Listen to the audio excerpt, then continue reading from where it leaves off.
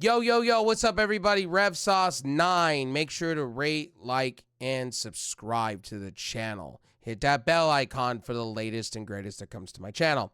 All my affiliate links, everything to do with me, guys. All donations are much obliged. They're optional. Please help out your boy. I'm looking at getting some new tech gear and some new stuff, so please come help out your boy. Click that throne link. It'll help me out big time, tremendously. I'm looking at getting some new PC parts and things like that to make the channel a little bit better, so help you out your boy. By the way, guys, I know I'm doing recorded content. I know some of you are not happy with that. I get you. I feel you. But I had to make decisions what was best for me and my family and my arrangement, unfortunately. So recorded content's easy for me to do. I could do a lot more content. Now, I'm still going to do special events live. Like this weekend, I'm going to be doing Michigan and USC. We're going to do a watch along of that. We're going to be doing special events like special Big Ten games. We're going to be doing Pac-12 stuff. We're going to be doing a lot of different things. Laker games, opening night of the NBA season. We're going to talk about the Lakers. We're going to talk about the game. We're going to go into depth. You know, we're going to be doing special things on this channel live-wise. But again, I'm not going to be doing it all the time. I just don't have time. I focus more on my game streaming. That takes precedent compared to anything else. I have to be brutally honest and keep it raw and uncut and unbiased, okay? I have to be clear with you guys. I know some of you don't like that, but it's for now. Things may change. I may change my mind, and I may have time. And no, and Tony Khan and AEW did not strike out tonight. They were building storylines. They were building stories. I know some of you go and worship these big channels, and I know some of you go out of your way and, you know, you chant the same crap or regurgitate the same crap as these big names do, and I'm sorry, but tonight AEW was building some storylines. For instance, Adam Page and Jeff Jarrett, there was a storyline. It's been brewing since the Gauntlet match back at All In. A lot of you didn't pick up on this. It's all about what happened with Jeff Jarrett's wife, and then Swerve Strickland, and then now it's building into Grand Slam. Jeff Jarrett's basically putting the one last outlaw thing on the line, technically, and it looks like it's going to be either a last man standing match, a street fight, it's going to be something, or maybe a singles match. Who knows? Tony Khan likes his extreme matches. Who knows? Again, Private Party has been jobbers for quite a while, and Tony Khan sees them this way, and they pretty much took them off TV, technically. They've been a Ring of Honor talent per a minute group. Some people are speculating Private Party may be part of the Hurt Syndicate when they come in, the new Hurt business, whatever. To me, I could care less. Private Party was not moving the needle. They weren't needle pushers to begin with. I don't know why people are going, oh my God. Oh. They're kind of like the Street Profits for WWE. No one gives a shit. The Street Profits, nobody really gives a shit. It shows. People are not really into them like that. I'm not really into the Street Profits. Most of my audience is not into the Street Profits like that. And a lot of people are like, the Street Profits or Private Party. AEW had an opportunity at the very beginning to push these guys to the moon and back, and they didn't. They fucked up. And ever since, they've been in purgatory since. So let's just be real about that. So let's keep going. Again, Chris Jericho, Orange Cassidy. One hell of a match. I enjoyed this match.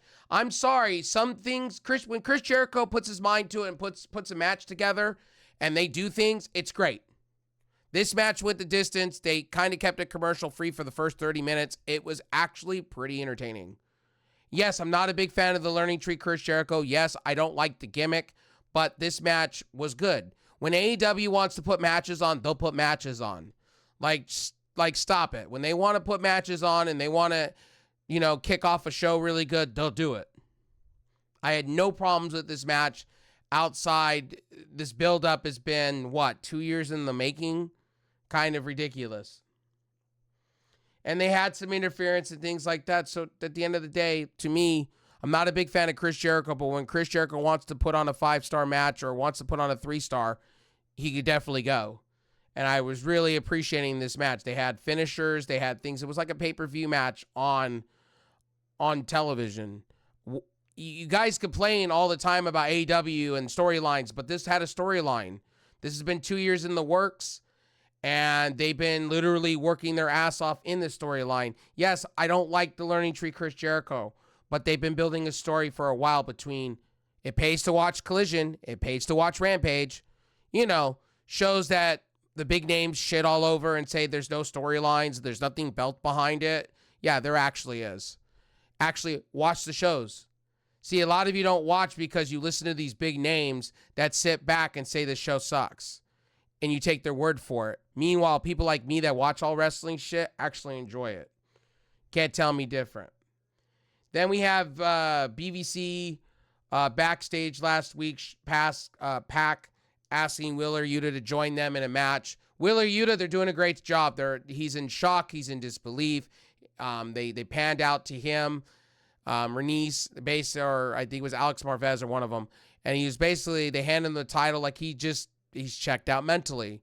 So he said he's going to be at Grand Slam. They're probably going to lose the titles from it, or Moxley will hold the belt. I don't know what they're going to do. Maybe they'll bring in somebody else to replace Yuta. Who knows? Maybe it's Daniel Garcia. I don't know. But I did like this. I like the build-up around it. Again, Danielson, they're giving a break. They're selling the injury. I told you guys this before. It's going to be Darby Allin's time. I told you guys this. I have told you guys this many of times. They're high up on Darby Allin. Darby Allin is going to beat Jon Moxley next week. Jon Moxley's going to give him his win back Jon Moxley's going to give Darby Allin a win and put him over. I should say that better. I know a lot of people don't want to hear that, but they've been talking about this for quite a minute. The dirt sheets have wrote about this, that Tony Khan is high up on Darby Allin. Darby Allin, and I could be wrong, I could be swerved, and I could be seeing these articles wrong, and Darby Allin could lose next week, and it'll be Jon Moxley and fucking Danielson for the title. Who knows at Wrestle Dream. But, again, Darby Allin's hometown, Tony Khan is well known for doing this kind of stuff, putting titles on people in their hometown. He does the reverse of what WWE does half of the time. So again, once again, we should talk about this stuff. I think Jon Moxley will fuck over Danielson at some point. I think Wrestle Dream, that will lead into Danielson and Moxley putting him on the shelf and he'll go get neck surgery. I've told you guys this before. I think that's the way they're going. I think that's the way the booking's going to go. Some of you can't accept, and some of the big names are like, oh, Tony Khan can't book, Tony Khan can't do this, but I've already seen it. It's basically what I saw in news articles when they were talking about Darby Allin and how high they were up on him.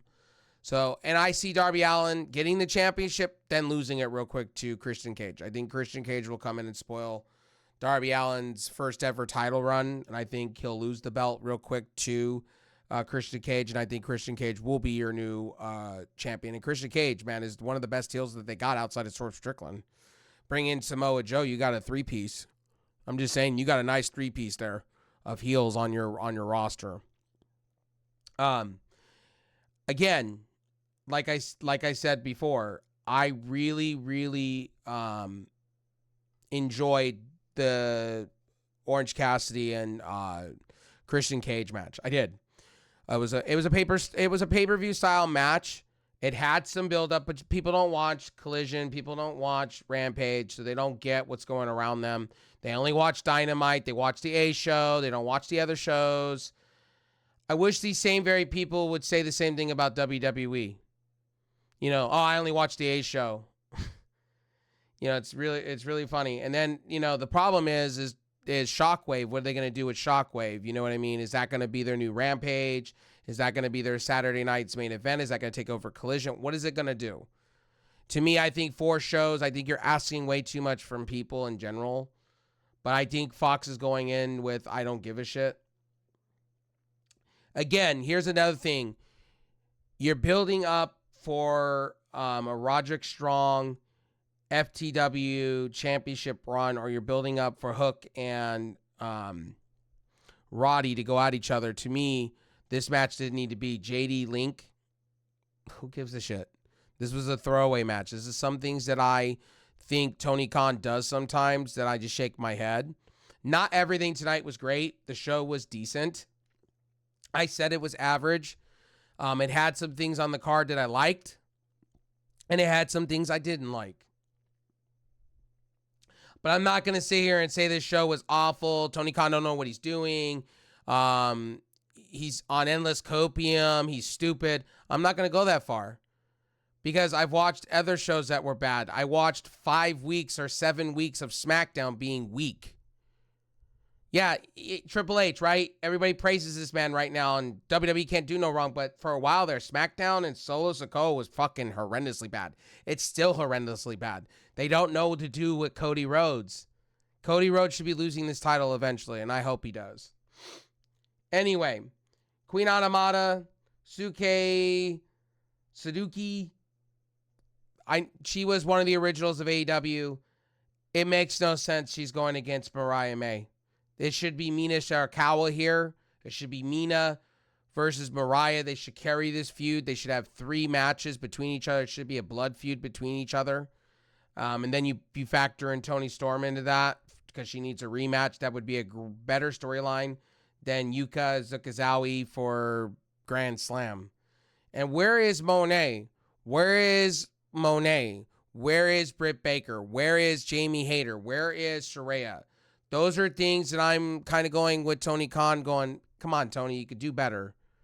You know, your women's division, like, yes, you are featuring Mariah May. And I know it ended in disqualification and they're building up this, that, and the third for it. And Serena Deeb, finally, we're getting Serena Deeb not on Ring of Honor. We're getting her not on a Collision. We're actually getting her on mainstream A-show TV. That was a first for me. She's been on everything else but Dynamite. Again, this match was decent. I knew what they were going to do with it. I'm not surprised. But you're making Mariah May look weak. You're putting up people that haven't been around in AEW for a minute. And Sakazaki or Yaka Zakazaki, whatever, is like a Maki Ito. And it's not good. I'm just saying, put somebody else there. Mina Shirakawa would be your best bet there. They promoted her tonight. She had a promo.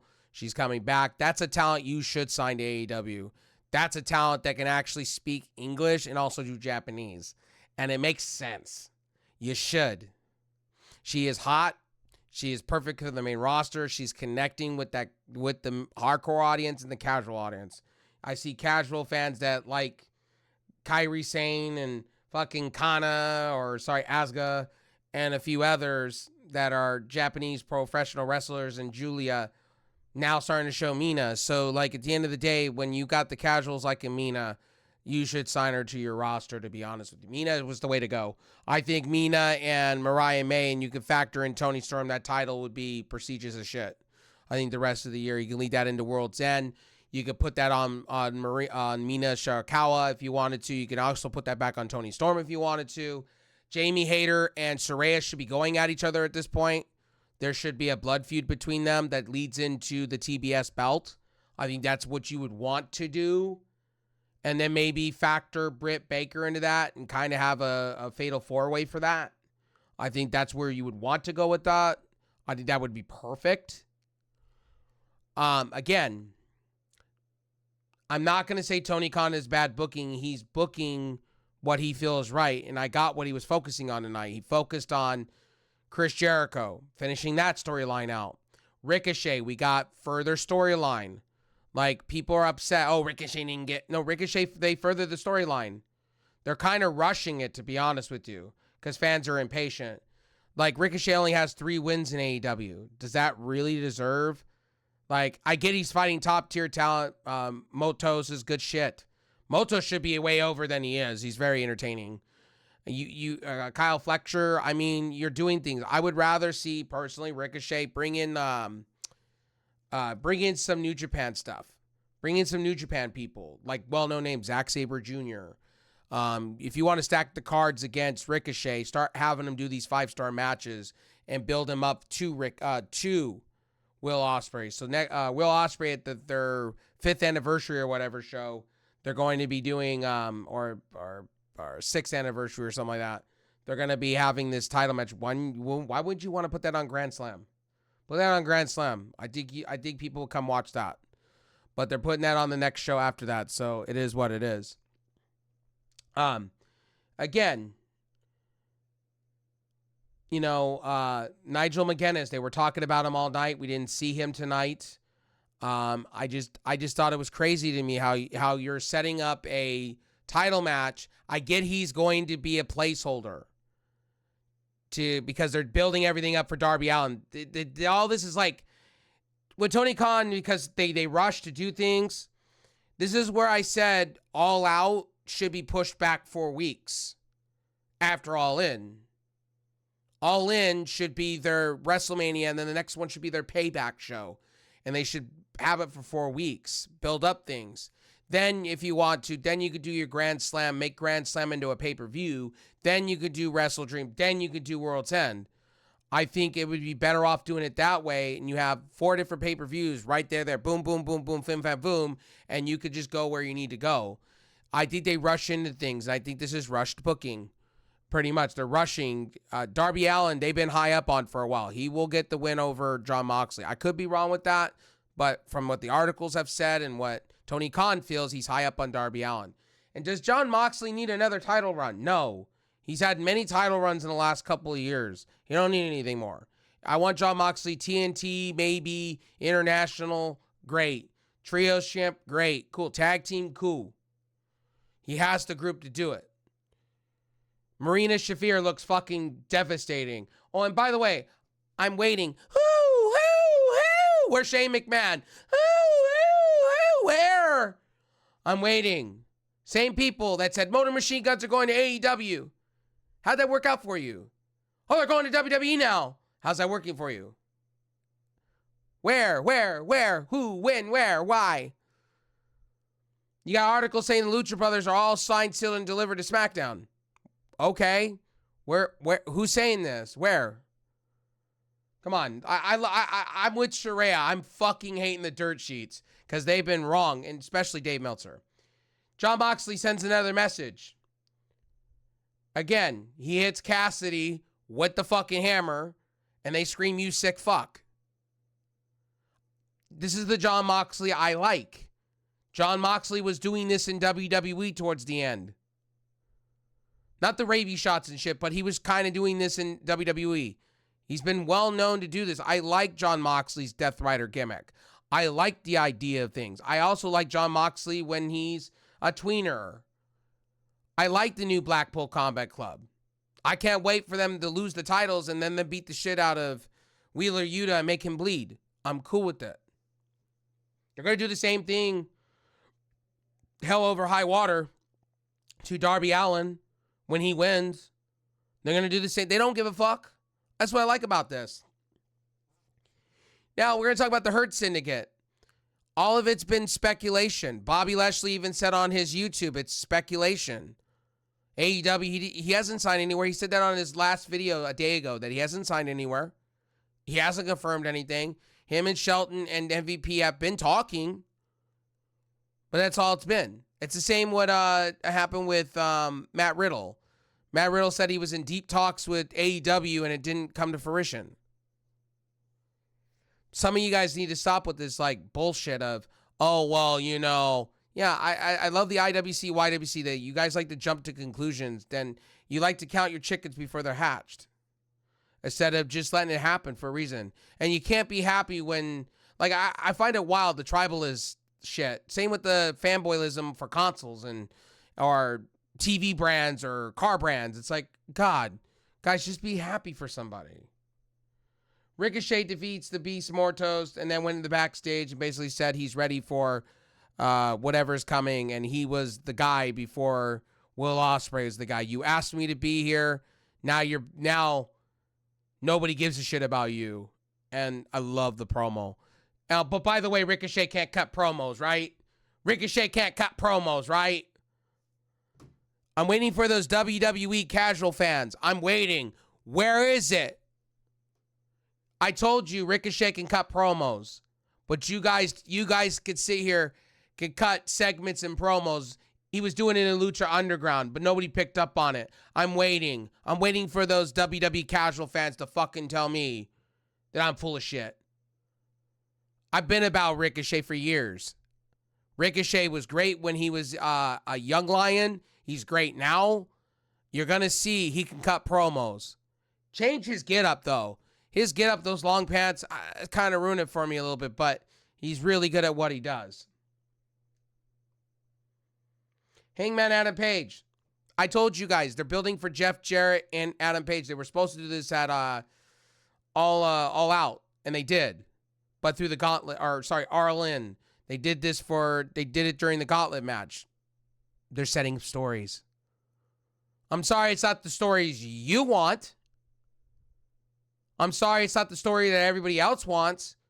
Swerve requested time off. Did you guys not pick up on that? He said that himself, he did. Same with MJF to go film a movie, but nobody else picked up on it.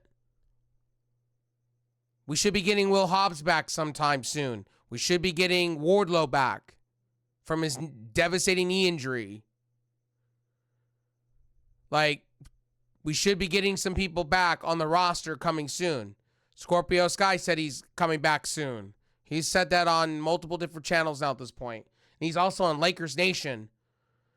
Scorpio Sky, we need you back. You should be back in some type of capacity. I would like you on Ring of Honor. You should be Ring of Honor champion, to be honest with you. And Athena should be losing that belt, I hope, sooner than later. But again, I've told you guys before that Tony Khan books, but they're rushing booking because they kind of put themselves in a conundrum of All Out. All Out kind of fucked them. They need to back that show back even more. It's just not going to work. And then they got all these other TV pay-per-view shows and special events. I feel that AEW has too many shows, too many special events. I think they try to do too many Battle of the Belts. They try doing too many different things sometimes. They need to focus on doing what WWE's doing a little bit, where they don't have so many pay-per-views and they make these special events special. Saturday night's main event, it looks like they're going to be setting up something big, like a pay-per-view style match. But they do owe, supposedly, they do owe Universal, I guess, or Comcast, four major special events on television or something like that. That's what they requested. So Saturday night's main event. But Adam Page, as I said, is a great heel, but they gotta put stuff around it. We're getting still no Daniel Garcia. Daniel Garcia is not coming out and explaining his actions. We are getting things that are incomplete because you're rushing into other things. By the way, Tony Khan ain't garbage at booking. When Tony Khan wants to book, he was Booker of the Year for 3 years in a row. Last two, this year and last year, it's not been good. But this year, I think it's kind of gone in waves. But we can also say the same thing about Triple H. Triple H has booked SmackDown kind of shit.